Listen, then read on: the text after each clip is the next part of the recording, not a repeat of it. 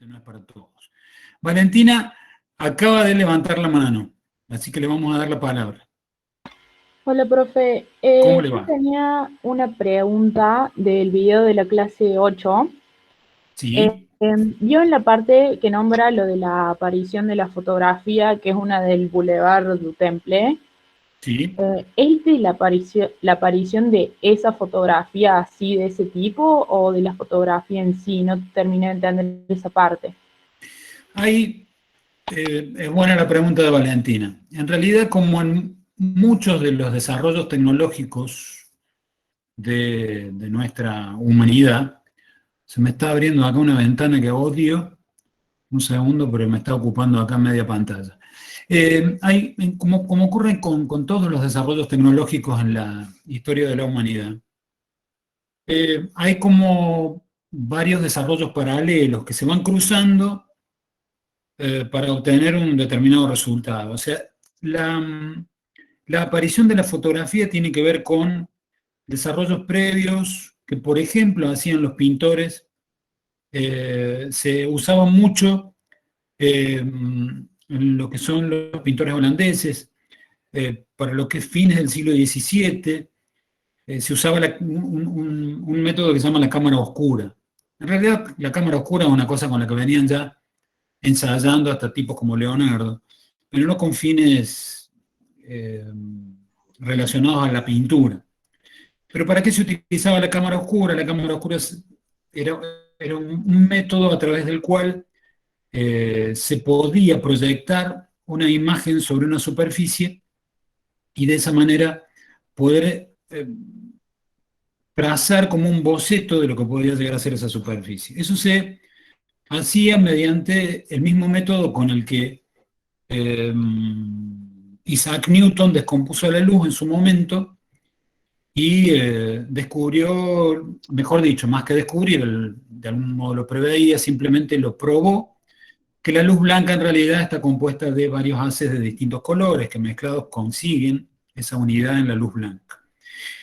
Eh, Prueba de esto, de que el paso de la luz por una pequeña y chiquita rendija se proyecta sobre la superficie opuesta a ese punto, si es una habitación oscura, proyectando la imagen original, o sea, la que está del otro lado, a ver si puedo llegar a ser claro. Eso me pasa a mí en la habitación de mi casa, en mi dormitorio, que comparto con mi compañera. Tengo una pared blanca sobre el fondo, con un techo muy alto, y cuando tenemos la persiana, la cortina de enrollar muy bajita, muy baja, que apenas tiene como una rendija, porque hay una tablita que está como desfasada, tiene una pequeña rendijita de luz. Cuando hay mucha exposición solar afuera, sobre esa pared blanca se ve la imagen de mi patio invertida, como proyectada. Eso es un fenómeno físico que utilizaban los pintores, ya les digo, los flamencos, allá por fines del siglo XVII. Paralelamente se vinieron desarrollando sistemas para aprovechar eso y de manera química producir una reacción que fijase la imagen. Una cosa es que la imagen se reproduzca sobre una superficie plana y otra cosa es conseguir que eso se fije. En Holanda hubo un sujeto, el médico de Halle, así está como dato, no mucho más, en el libro de Babini, que consigue a través de algunos compuestos relacionados con la plata producir una reacción química. Todo eso se vino trabajando durante el siglo XVII, el siglo XVIII y finalmente en el siglo XIX se consiguen dos sistemas. El más conocido o más temprano es el de Louis Daguerre. Daguerre se escribe, un francés, que es el que hace esa imagen, la del Boulevard du Temple, como dice Valentina. Es el primer registro fotográfico, se considera el primer registro fotográfico de la historia en donde hay personas. Porque Daguerre hizo algunos ensayos en su casa con una puerta, una ventana, una cosa así, y no aparecía nadie. Pero esta es como la primera fotografía pública y donde aparecen personas, la primera imagen fotográfica. Exactamente, como dice ahí en el chat Milagros, el daguerrotipo, que se nombra así en homenaje al apellido de su creador. Pero no fue el único sistema, insisto. La fotografía que tenía un sistema este, un poquito más dinámico a la hora de resolverse la fijación química en una superficie, vino después, un poquito después. Así que se puede considerar a Daguerre como el primer fotógrafo de la historia. De hecho, el sistema de daguerrotipo se siguió utilizando durante gran parte del siglo XIX y en Argentina se hicieron muchos daguerrotipos. Venía gente que se dedicaba a eso, a tomar imágenes, fundamentalmente retratos, o hay inclusive un daguerrotipo del centro de Córdoba, de la catedral, de 1851, 1853, no me acuerdo exactamente la fecha. Bueno, no sé si soy claro con la respuesta, Valentina. Te vine desde la cámara oscura para acá. Sí, profe, gracias. Bueno, toda esta, pero ahora no la podemos meter en la clase, no podemos contar la historia de la fotografía porque no hay tiempo, hay muchísima información. Es muy lindo el libro de Müller-Brockmann. Si quieren, él tiene una línea de tiempo, nosotros lo hemos compartido ahí en el Drive, pero solo en la parte de cartel. Si les interesa y pudieran tener acceso, si no, ya veo de sacarle fotos yo. Hay un capítulo dedicado a la fotografía que tiene una línea de tiempo donde aparecen todas estas cosas que yo les digo, más o menos, y algunas muchas otras más. Bien, aparte de la duda de Valentina, ¿qué otra duda con respecto a las dos clases? A la de modernismo y a la de cartel. Les decía, esta mañana escuchaba la del modernismo, o reescuchaba. No está mal, más allá de que está medio lenteja, porque hay ahí unas cuantas ayuditas de cómo arrancar un análisis de producto, de objetos de esta época, porque tiene unas cuantas cositas ahí, comentarios sobre cuestiones tecnológicas, cuestiones de uso, pautas de uso, cuestiones del contexto. Como para arrancar, hay bastantes ayuditas de las tres, digo, lo que son todas las expresiones del modernismo, tanto en Europa como en Estados Unidos. Bueno, algo más. Se ve que Valentina ha visto la clase, por eso tiene duda. Esa es una fija, gente. Si no tienen duda, es porque no han visto la clase. Porque no pueden decir que no tienen dudas a partir de temas que son tan complejos, con tanta información. Yo entiendo que estén apretados, pero es sentarse a ver. Profe, Sí, no sé quién está ahí. Facundo, ¿cómo le va? ¿Cómo le va a Facundo? Bien, profe. Tenía una duda sobre la diferencia que había entre el Art Deco y el Art Nouveau, porque están muy relacionados y son muy parecidas. Bien. No sabría cómo diferenciar las dos. Primero, en nuestro programa no entra el Art Deco. No por tiempo, sino más que nada por peso histórico. Si bien es un estilo que en Argentina, particularmente en Buenos Aires, tiene como un peso, si se quiere, importante, y mucha arquitectura y algo de diseño Art Deco, fundamentalmente en luminarias, o en balcones, o en puertas de entrada, edificios, se ve mucho Art Deco en Buenos Aires. No es un movimiento con gran peso histórico desde el punto de vista del diseño. Y aparte se escapa temporalmente porque hay muchos que le dan inicio al Art Deco en lo que sería la Exposición de París de 1925. Y sí, tiene mucho de eso, pero no es un movimiento con un peso propio. Y no tiene necesariamente que ver, hay mucha gente que lo traza como línea de continuidad con lo que fue el Art Nouveau, y no es así. Tiene cierto parentesco, pero en realidad es una expresión, si se quiere, muy rica, interesante, con mucha fuerza geométrica, mucha incidencia en la producción de objetos de determinada época, de todo lo que es sería el segundo cuarto del siglo XX, desparramada bastante por el mundo, como les decía, inclusive hasta Argentina llegó. En Córdoba se ve algo, no hay mucho, pero algo se ve. Y se puede reconocer justamente por eso, por un valor de la geometría dentro de la forma, pero con una con una expresión mucho más exagerada que lo que podemos encontrar en Mackintosh o en Hoffman, de lo que podamos haber visto hoy. Por eso no lo nombramos al Art Deco, porque en realidad el modernismo sí es un movimiento con una fuerza tremenda, al punto de distribuirse en todo el mundo, digamos, y de ganar en cada parte del mundo una expresión particular, como lo fueron los catalanes por un lado, los franceses por el otro, los belgas, los escoceses, los norteamericanos, los vieneses. O sea, claramente hay una línea expresiva muy particular según el punto del planeta en donde uno lo tome. Y tiene mucha incidencia el modernismo como transición o como parte del proceso que va desde el Arts and Crafts a las primeras escuelas de diseño. Es innegable esa relación. Por eso es que tenemos dentro de la expresión modernista tipos como Peter Behrens, o como Henry van de Velde, o como Frank Lloyd Wright, y tienen todos esos diseñadores que estamos nombrando muchísima vinculación con lo que es el posterior desarrollo del movimiento moderno. Así que por eso no hablamos del Art Deco.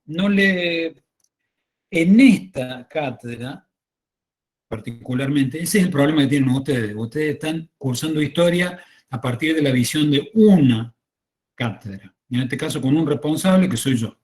Entonces, para mí no es importante y para ustedes no lo va a hacer porque no lo van a ver. Pero si les interesa, si les parece rico, no pierden, al contrario, hay bastantes cosas interesantes dentro del Art Deco.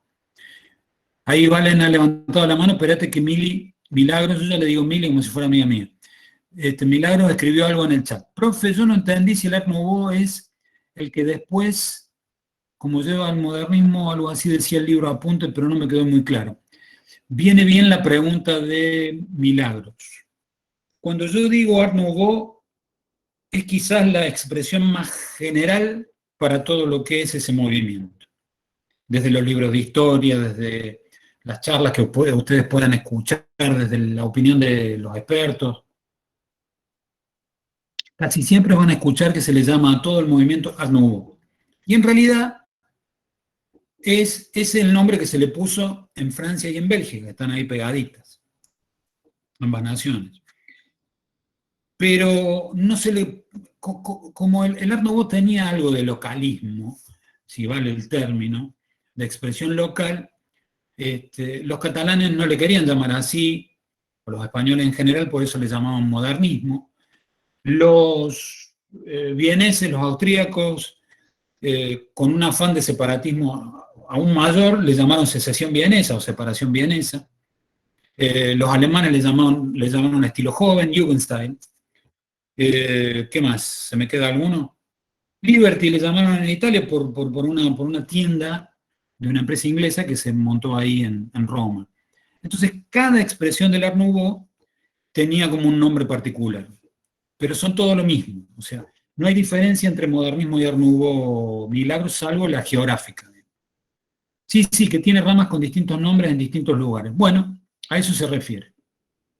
Entonces, no es que el Art Nouveau lleva al modernismo. Art Nouveau y modernismo son la misma cosa en distintos puntos del planeta. Art Nouveau en Francia y Bélgica, modernismo en España. Lucas, profe. Espérate, Lucas, porque antes había levantado la mano Valentina. No sé si se arrepintió que la bajó. No, aquí estoy, profe. Que yo tenía una duda porque en el video 2 había dicho que el desarrollo del cartel prácticamente nace del expresionismo.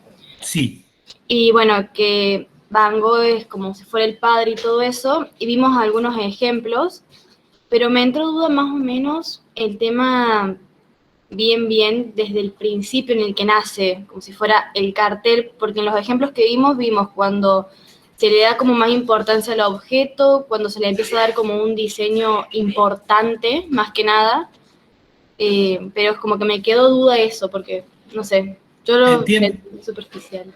Entiendo tu mezcla, Valen. En realidad el cartel no es una cosa que se inventa a fines del siglo XIX.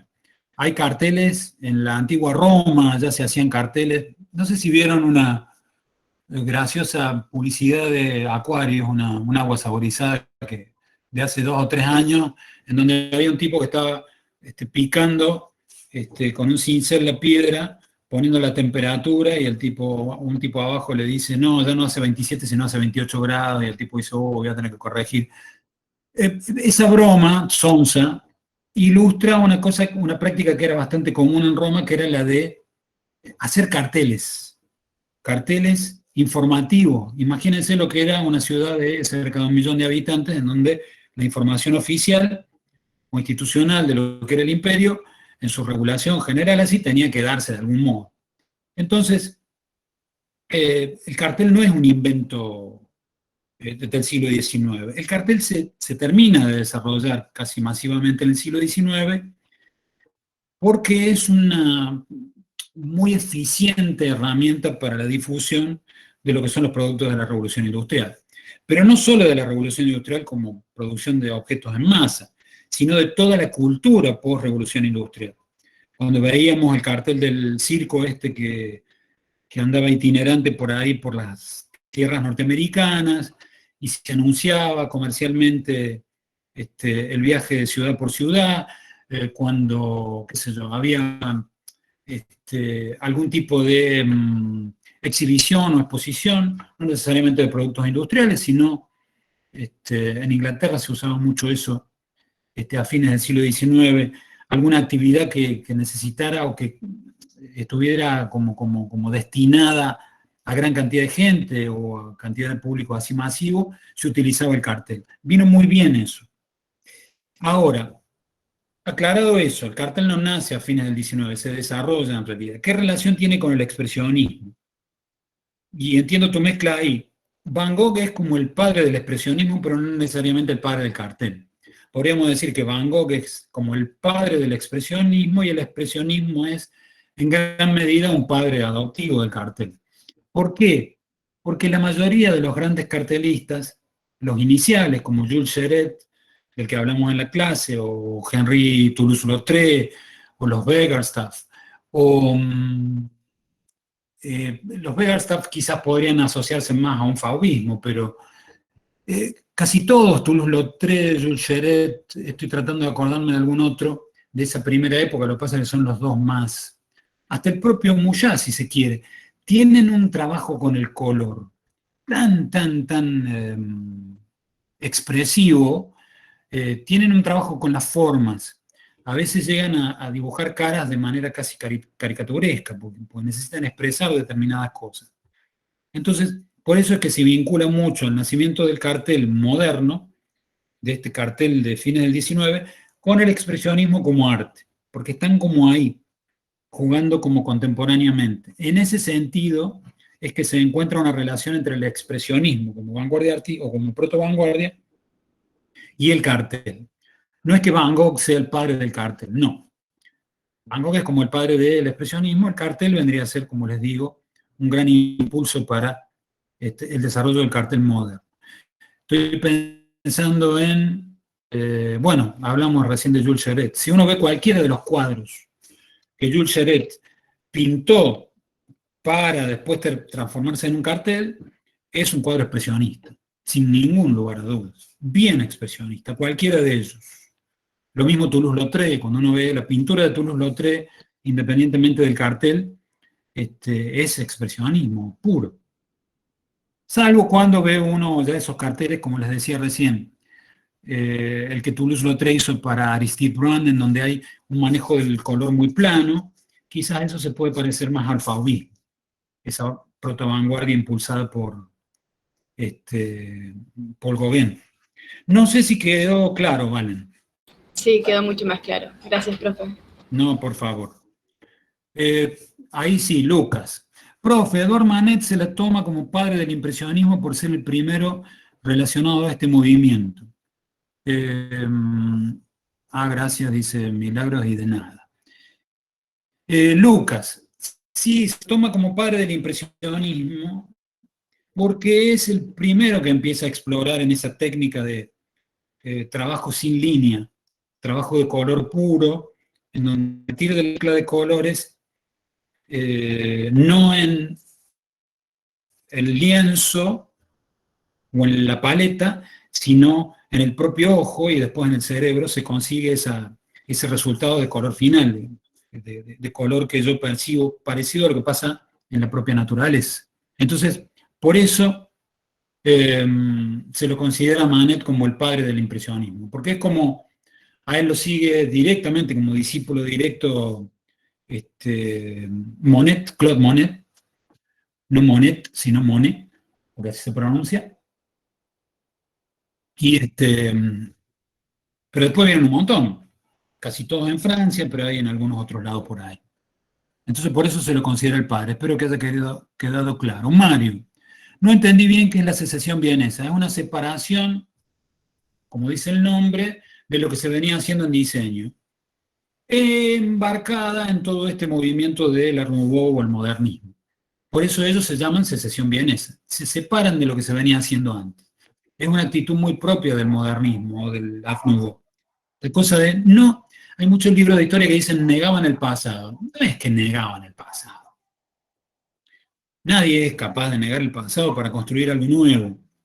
De hecho, estamos trabajando eso en cuarto año, justamente con la perspectiva. No es que lo negaban, de algún modo le daban la espalda. Querían hacer cosas nuevas. Por eso se le llama así, Art Nouveau, arte nuevo. Esa es la esencia del nombre. Entonces los vieneses, como no le querían llamar Art Nouveau, le llamaron separación. Nos estamos separando de lo viejo. Espero que quede claro, María. Alejandro Docio. En el siglo XVIII mencionaba al iluminismo o la ilustración. En el siglo XIX, más que toda la segunda mitad del siglo XIX, con la carrera de la invención de productos y la lucha por las patentes y propiedades intelectuales. ¿Cómo se denomina esta corriente de científicos y otros profesionales previo a las guerras mundiales? Es decir, del siglo XIX, aparte del XX, ¿está categorizado como una corriente? No. No hay algo que diga, y yo feliz de eso. A mí me molestan esas revisiones en la historia en donde a todos se lo ponen dentro de cajitas. Entonces, todos los tipos que hicieron patentes y desarrollos tecnológicos a fin del XIX lo vamos a meter en una caja que le vamos a poner tal título. No sirve de mucho. Quizás sirva para entenderlo previamente, pero después empiezan esos límites lábiles. Entonces, nos pasa con la pintura. Yo digo, Toulouse-Lautrec es un tipo puramente expresionista cuando pinta, y cuando veo un cartel como el de Aristide Bruant, que empieza a salirse del expresionismo y a meterse en el fauvismo, ¿dónde lo meto? El compartimentar expresiones culturales en una revisión histórica no ayuda mucho. Ayuda, perdón, José, también... que usted... Sí, 2 segundos, Mabel. Sí. Ayuda que usted, Alejandro, entienda que en ese momento de la historia, hasta fundamentalmente la Primera Guerra, aunque después durante todo el siglo XX siguen esa fiebre de las patentes, hubo un montón de gente que tenía como objetivo inventar algo, desarrollar algo nuevo. Sí, perdón, Mabel. No, era que está muy bien lo que estás aclarando, porque está muy bien lo que estás aclarando, porque hay gente que en un libro lo va a encontrar que pertenece a un movimiento, después a otro, porque fueron cambiando, fueron adhiriendo a un movimiento u otro. Está muy bien que aclares, porque a lo mejor en un libro, que no es todo tan compartimentado, en un libro sale que pertenece a una vanguardia y en otro libro que pertenece a otro. Gracias, profe. Un caso quedó claro. patente. No, Sí, perdón. No, que me quedó claro, nada más que porque en 1878 o 74, en una exposición internacional, es como que nadie quería presentar, porque justamente empieza todo lo que es lo de las patentes y el proceso, digamos, obviamente, de cuidar cada invento. Pero tenía esa duda, sí, porque no sabía si catalogarlo o no. Sé que después se dieron otros inventos, pero tenía ese margen de duda porque es como una carrera, incluso que se pelean entre ellos, ¿no? A través de estas exposiciones, digamos. Y a partir de ese concepto vos acabas de dar en el clavo de lo que muchos libros de historia suelen hacer, digamos. Hacen un capítulo de eso y le ponen la carrera de las patentes. Vos lo dijiste recién, con ese concepto, carrera. Claro. Porque era una carrera. De hecho, había gente que se dedicaba a eso y para hacer dinero. Es muy conocida, o sea, no la historia norteamericana, aunque sí la más honesta a la hora de revisar, pero tipos como Thomas Alva Edison, eran científicamente muy preparados, tecnológicamente también, tenían mucha habilidad, pero muchas de las patentes que aparecen bajo su nombre en realidad son patentes compradas a gente sin recursos para el desarrollo de su invento. De hecho, Henry Ford, cuando termina su modelo T, el que él ya considera que va a ser un modelo apto para el desarrollo industrial, o por lo menos para una fabricación un poquito, con un proceso mucho más racionalizado, va y le ofrece a Thomas Edison, porque lo conocía, tenía algún tipo de cercanía con él, por algunos trabajos, y le ofrece, digamos, compartir la patente para conseguir recursos, y Edison lo rechaza, le dice que no. Después, supongo, debe haberse arrepentido, porque resultó ser uno de los productos industriales más importantes de toda la historia, como fue ese auto. No, por nada, Lucas. Bien, María. Joaquín, Edison patentó lo que Tesla ya había inventado. Pues, por eso lo digo, en realidad